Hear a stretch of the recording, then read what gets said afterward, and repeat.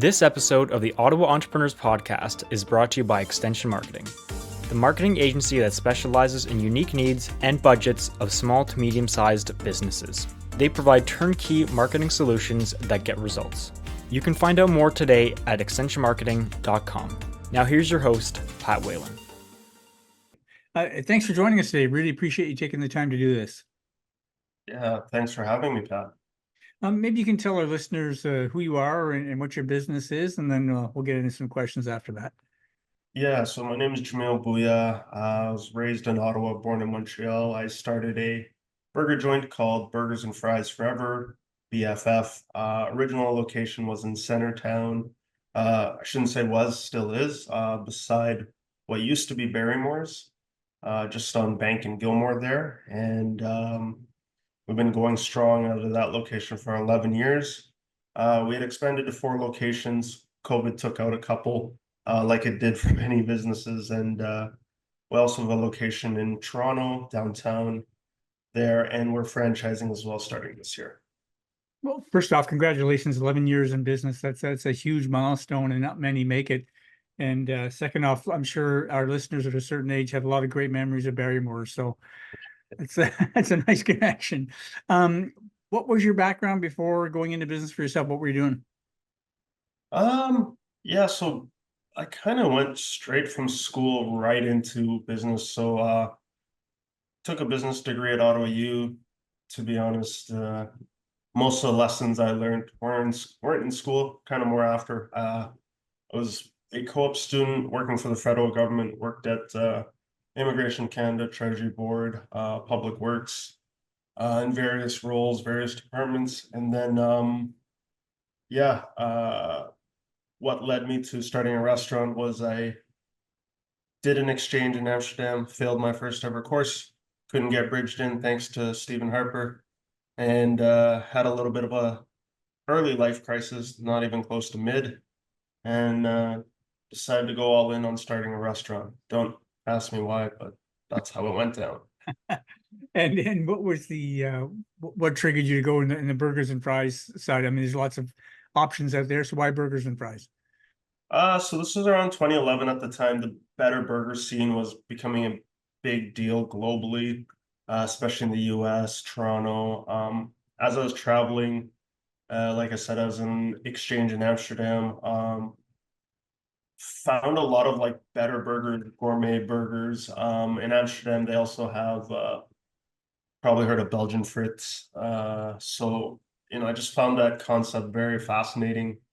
While traveling in Thailand as well, there was a lot of cool, like crazy, funky burger places with like very Thai ingredients, and I just found it very interesting how like all these various cultures like are using like burger as a canvas for their food. And so at the time, Ottawa's always been littered with a lot of shawarma places. So I thought it would be cool and interesting to be like the first halal burger joint in Ottawa. And that's kind of the background behind it. Wow.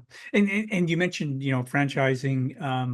Why that? Why are you exploring that avenue? To be honest, it's probably something I should have done a lot earlier. I just received tons of requests over the years. And truthfully, for the longest time, I didn't want to franchise because it was just control issues, control freak, call it whatever you want. Just didn't trust other people with my brand. Also didn't want to deal with me all over again. The first time new business owner, I was like, I'm not dealing with me again from the get-go. But truthfully, I think it was just that I lacked confidence and I didn't really understand why people wanted in on the brand themselves. And I think the biggest thing was just like trusting someone else running the brand was very scary. Yeah. And so how long have you been offering franchises now?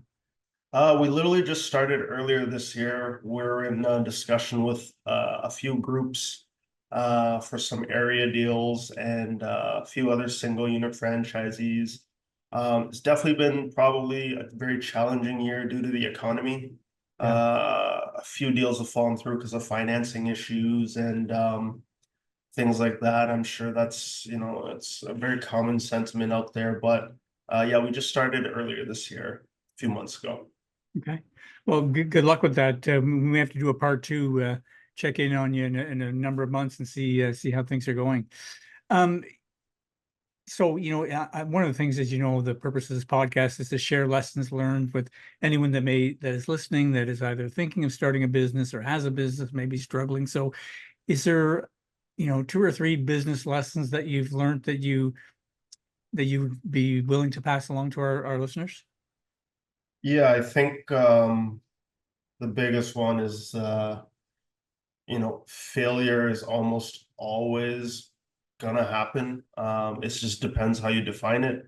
So I think a lot of people have various definitions of failure, and it's talked about a lot, but like it's talked about in a really broad sense. You know, I've gone through kind of the ringer with many different levels of failure, high, low, closed down restaurants, gotten into some legal trouble. In the world of business, they almost say if you don't get sued, you haven't really been in business. I'm sure you know this.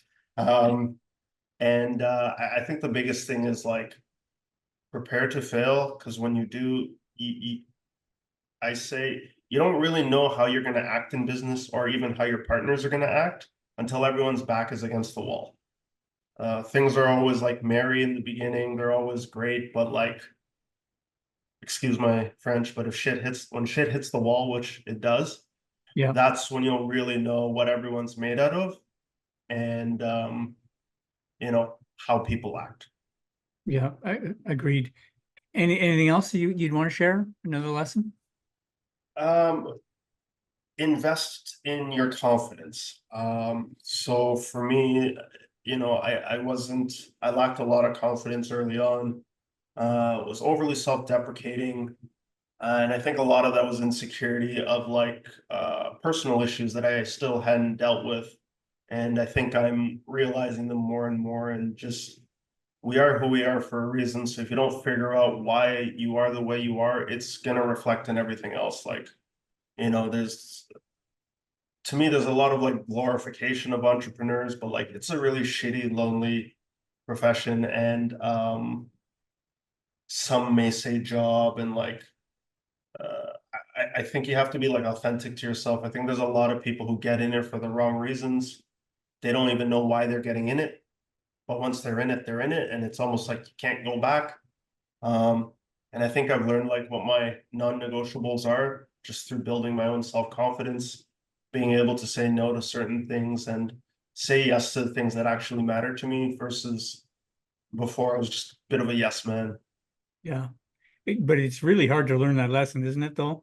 As an entrepreneur, I know for me it was for sure, because especially when you're first starting out, you want to say yes to every opportunity, but I don't think that's healthy for your business. Yeah, I mean, like for me, it's balancing the newfound nihilism I have with like the former optimism I used to have, and creating a balance where it's like, what do I want for my life and not for my business? Um, Before my life was my business, and I think it was really unhealthy, and actually made me make very shitty decisions, because at the end of the day, I have to live with those decisions. So if it Yeah. doesn't align with who I am, over time, you kind of like fracture your personality into all these different pieces. And it's really hard to reconcile that, because not to say you're living a lie every day, but you're kind of living someone else's truth, you know what I mean, and not your Yeah. own. Yeah. So I think a lot of those things is like it's like everything in life. It's a journey. You got to figure it out. You're going to make mistakes, but um, it, what makes you great is not necessarily being the smartest or the brightest. It's, I think, surviving, just getting through it. Yeah. Years ago, I read a quote that the basis of it was, they talk about as an entrepreneur work-life balance, but really it's work-life integration. Because Hmm. when you own a business, you've got to kind of weave the two together. Would you agree with that statement? Yeah, I mean, I forget who wrote this, and I do agree with the statement, but I forget who wrote this, and it kind of mirrors what you're saying, is that reason entrepreneurs, CEOs, executives have the hardest job. And I think this was, it was someone that was related to the Andreessen Horowitz, so like one of the first investors in like Netscape and Apple. I could be wrong on how he started, but kind of a Silicon Valley, massive VC, and entrepreneurs have one of the hardest jobs out there because they're constantly having to make decisions with only 20% of the information available, and they'll never have the full picture. Yet they have to commit to a strategy and resources that can take months for them to figure out if they were right or wrong or not. That's really interesting. I haven't heard that before, but it's 100% accurate for sure. I wonder if there's any advice you would give to entrepreneurs to help them at least, because I bet you a lot of them aren't even getting that 20%. They may be getting 5 or 10%. Is there anything you've learned in your last 11 years of owning a business that would help someone try to at least get to the 20%, if not beyond that? Like I said, for me, even some of my own information or some of my own advice I give is very polarizing, because like I think I've learned that like even someone listening to a guy like me or me listening to someone else, vice versa, even yourself, you're so experienced, but like you've changed so many times throughout the years as like new experiences, things has happened, phases of life that like, there's so many people trying to sell courses or formulas and things like that, but it's like there's only one Pat Whalen, there's only one Jamil Bhuya out there, and there'll probably never be another one. So like what what makes me think that like someone else's playbook is going to work exactly for me? So I think the advice is just like try to get as much help as you can, be vulnerable and be real. I think a lot of people, because of social media, feel like they gotta put up like an image and like always be successful. But I found like my biggest successes were when I was just honest and real with people. And like that's when they genuinely went out of their way to help. Yeah, it's interesting you say that, because I know some of the most impactful conversations I've had around my business are when I'm sitting across the table from another entrepreneur and we're just sharing stories back and forth. And it's almost, well, therapy be a bit strong of a word, but it is therapeutic for sure to talk to another entrepreneur and realize, okay, I'm not the only one that's struggling with this, or they're struggling with that. Hey, I figured that one out. I can help you with that. So I think it's really important to surround yourself, not wholly for sure, but make some time to be with someone else. Otherwise, you think, boy, why am I not getting this? Or I'm not cut out for this. When in fact, maybe you're just having the same struggles that the person across from you has also had, along with hundreds, or if not thousands of other business owners. Yeah, I always say as a joke that like entrepreneurs are a bit kinky because like we love pain. Because like I used to get, I don't want to say get joy, but I used to feel like human when I'd hear of someone else's failure. Because it was almost like, oh shit, it's not just me. So like while most people were losing it during the pandemic, I was a bit like calm because I was like, well, it's not just me closing down my restaurants or Yeah, losing money hands over fist. It's everybody. yeah. And I think it's good to like keep yourself grounded. And like you said, I definitely call it professional therapy, talking to others, and just like we're all kind of like trauma victims. We're sharing war stories, We're like, oh, this one time I got served or sued, or I was talking to a bankruptcy lawyer. It's like, and I think it just makes you realize like the person you're talking to is human. That's it. I think the other thing it does too, it gives you a different perspective on your own business. I don't know if you agree or not, but I maintain that most entrepreneurs, if not all, I know I certainly am guilty of this. I'm too close to my own business. Yeah. Sometimes you Yeah. need somebody else coming in and say, well, hang on, have you thought of this? And it seems like such an obvious thing in the moment, but you realize, no, I haven't thought of that, because I thought I had it all figured out when in fact you didn't. Would you agree with that? Oh yeah. I've had my ego kicked down, bruised, a lot of emotional warfare. And I agree with you. Like I've been doing this for 11 years. When I look back at it, the first 5 years, I thought it was untouchable. I thought everything I did was amazing. We were growing profitably, which in the restaurant industry is really hard. Yeah. I had 3 restaurants, all cash flowing positively. I was barely working at the time, thought, it's always going to be like this. So that when I first started hitting real struggles, I didn't know how to cope or react. And I just thought like, you know, the good times would come back and keep rolling until they didn't. And it kind of forced me into action. But yeah, like now I'm much less emotional, much less. I mean, 5 years from now, when I watch this podcast, I'll be like, "Oh, that guy still had an ego," but I feel like I have much less of one now than I did when I first started, for sure. Nice. Um, Within your industry, the restaurant business, is there any significant changes you see coming in the next kind of 2, 3 years that may impact your business, both positive or negative? I mean, what's extremely difficult about this industry is it's so competitive with such high capital injection required and such low margins, and even in terms of like it's just hard work. You usually work the most difficult hours. Even in terms of talent and labor, it's usually considered a very like entry level position. You go in and get your feet wet. I think COVID really accelerated the need for like digital marketing, social media, even just like connectivity to the internet, e-commerce, and just thinking more like funnel based. Like how can I acquire customers using third party maybe as like a different lead magnet? How can I do collaborations with influencers? Because like, you know, we live in an increasing world where rent and food costs and shipping costs, like all the inputs are increasing, which puts, economic pressure on the business. And you know, everyone can make great food, right? It's a universal language of love. So because of that, there's always competition and there's always innovation. So yeah, I think I'm painting a really shitty picture of a great industry, but the reality is it's still extremely difficult, like any business. Yeah, and I think at the end of the day, though, like any business, if your product or service is top tier, then if you're doing everything else right, you should thrive in it. Yeah, totally agree. And especially in our industry, like it's product and services is just the beginning. It's really about people. It's still about the fundamentals. Like we really grew because of our branding, marketing. We got a lot of press and PR.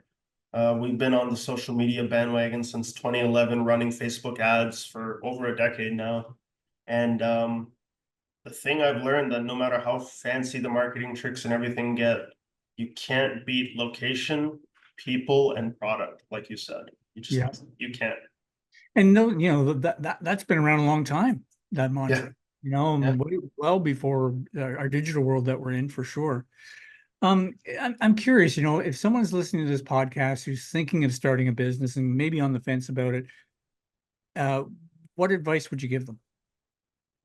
Oh man, that's actually a really tough one now because I feel like every year the advice I would give changes, and I think the biggest advice I'd give is like figure out why you're doing this first and foremost, because it's always going to be 100 times harder than you think. And I love NVIDIA's CEO. He always talks about how hard and difficult starting NVIDIA was, even though it's like the most lucrative stock right now because of the AI hype train. But like, if you don't know why you're doing something and you're just doing it, chances are you're not gonna gut it out and stick it through when adversity comes knocking, because it always does. Hey, have you read the book, The Power of Why? No, Yeah, it really I've been speaks to told, that. yeah, Yeah, it really does speak to that. And that would be my advice I'd give to anyone, very similar to what you just said. If you're just doing because you think you're gonna make a lot of money, or you're gonna have, freedom from not having a boss, those are probably two reasons not to do it. If that's your only reasons, yeah, hopefully that becomes a byproduct of your effort and everything else that you do to get you there. But I maintain you have to go into entrepreneurship with really drill down as to why you want to do this. yeah. The word you use there, you took the words out of my mouth. Profit, financial freedom, location independence, all those things is a byproduct of success. It shouldn't be the end product. To me, I really believe it's like human connection in a way, and as weird as that sounds, because it's like I don't know. I've still not been able to distill this like feeling I've had, but it's always like, no matter what is out there, whether it's a SaaS product, a marketing agency, whatever, like everything's made by a person, right? Like there's a human touch to everything, whether it's code, machinery. And so like it's still the universal language, like emotions, right? So it's like if you can somehow transfer those emotions into your product or service and you can motivate your people, to kind of understand why they're doing what they're doing, I think that's what makes anything successful. Did you, two more questions for you. Did you have any business mentors when you started out? It doesn't have to be a mentor as in someone you physically spoke to, or is anyone maybe you followed or an influencer or a book or podcast or a video that you watched or something that kind of guided you a little bit in the early days? Yeah, no, so my first investor in BFF, he was a business magnate out of Montreal. His name was Henry Weitzman. He passed away actually a few years ago, but he was like, he was my mentor. He was old school. He was like a construction kind of, he basically single-handedly was like a huge force in the construction industry in Montreal. Had a massive exit in the 70s for like 30 or 40 million, and just had his hands in everything. It was just like wheeling and dealing, even in old age.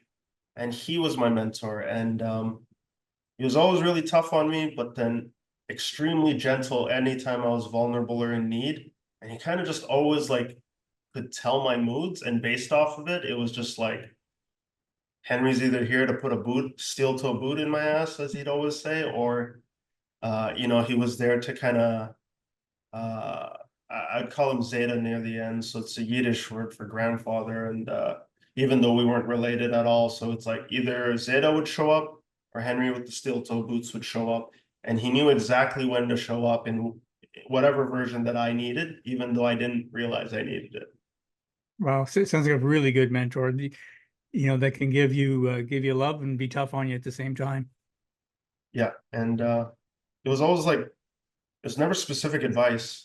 It was just always like, Jamil, like, if someone's trying to corner you, fight back. He never got overly involved, but he was always just there to motivate and remind me, like, why I'm doing this and why he invested, what he saw in me. That's great. Before we went on air here, you and I were talking about, the work that you do in the community.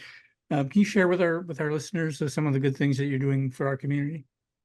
Yeah, so, in the past, we've done a lot of community initiatives where we've worked with various organizations to raise funds for whether it's for refugees or for other kind of philanthropic causes. Lately, I've been more involved in like the startup community, so I've been kind of sponsoring more startup events, doing free catering for more founder-based events, those in the business and entrepreneurial community, and bit of a departure, obviously, from some of the other philanthropic work we've done in the past, but it's just kind of my way of, I guess, ever since my mentor passed, it's like I've felt a little bit of a need to mentor, and just 11 years in the restaurant industry has definitely taken a toll on me.